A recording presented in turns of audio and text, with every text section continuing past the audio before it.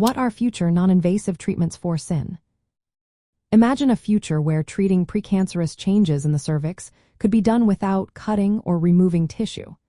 That's the goal of upcoming non-invasive options for cervical intraepithelial neoplasia, or CIN.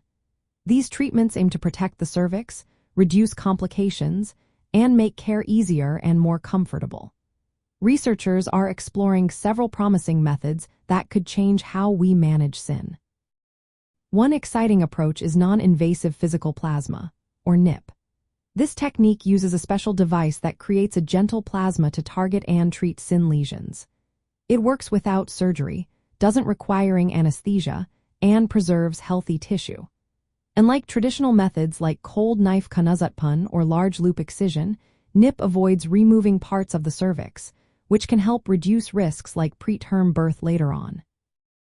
Early studies show it can effectively control disease, and ongoing research is testing its safety for more advanced lesions. Another promising area is gene therapy and molecular targeted treatments. These are highly precise methods that aim to modify or silence specific genes involved in the development of abnormal cells. Instead of removing tissue, gene therapy targets the root causes at the molecular level, which could mean fewer side effects and more effective treatment. Scientists are developing safe ways to deliver these therapies using viral and non-viral vectors, and initial trials have shown some success in reversing dysplasia. This approach could be especially useful for women who want to avoid surgery or for cases resistant to other treatments. Topical therapies are also being refined. These include immune-boosting agents and therapeutic vaccines designed to stimulate the body's natural defenses against HPV, the virus often behind CIN. For example, medications like imiquimod are being tested for their ability to treat CIN2 and CIN3 from the outside, which could be more convenient and less invasive than surgery. HPV-targeted vaccines are also being developed to help the immune system clear infected or abnormal cells more effectively. Photodynamic therapy is another innovative technique. It involves applying a special light-sensitive substance to the cervix that accumulates in abnormal cells. When exposed to a specific light, the substance activates and destroys those cells. This method is designed to be selective, sparing healthy tissue, and could offer a non-invasive alternative to traditional treatments.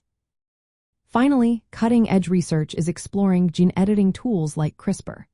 These technologies aim to directly correct genetic abnormalities in precancerous cells. While still in the experimental stage, they hold the potential to precisely target and eliminate abnormal cells without surgery. Other advanced therapies, such as CAR T-cell therapy, are also being studied, but they are further from clinical use. All these future treatments share a common goal: to preserve reproductive health and reduce the risks associated with current surgical options. They could make treatment more accessible, especially in areas with limited healthcare resources, and improve comfort for women. However, it's important to remember that many of these options are still in early research phases. Standard care for high-grade CIN currently involves surgical removal, and anyone facing treatment should always consult a healthcare professional.